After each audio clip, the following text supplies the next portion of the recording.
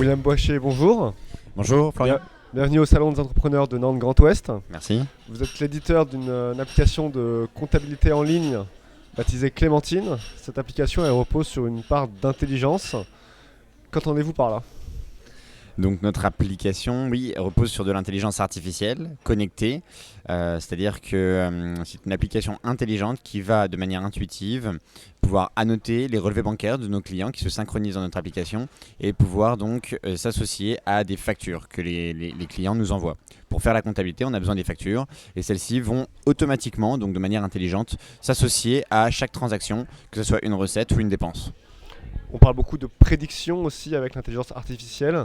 Est-ce que vous avez des projets dans ce sens-là ? Oui, bien sûr. Alors, dans l'intelligence artificielle, on commence par l'intuitif et ensuite on peut aller vers le prédictif. Et donc, dans ce sens-là, on est en train de développer une composante d'analyse financière prédictive pour anticiper notamment le chiffre d'affaires, le résultat, voire le BE de l'entreprise, donc avec des analyses comparatives et sectorielles.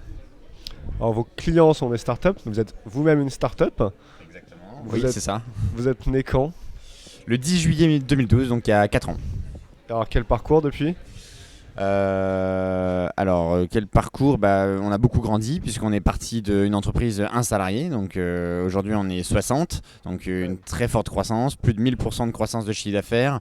Oui, on a fait beaucoup de chemin, on a déménagé 2 fois de bâtiment et on est en train de déménager une 3e fois. Vous êtes installé où maintenant ?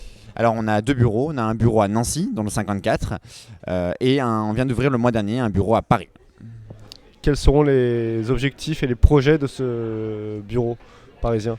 Alors le projet à Paris, c'est de développer les web partenariats parce que nous avons bien pris la mesure que la croissance de l'entreprise passait également par des partenariats et des partenariats avec des acteurs de notre écosystème, donc de la création d'entreprises et des entrepreneurs. Donc il faut rencontrer pour pouvoir mieux se connaître et nouer des partenariats solides.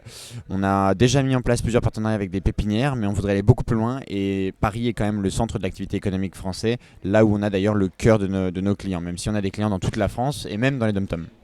Pour finir, qui sont vos clients ?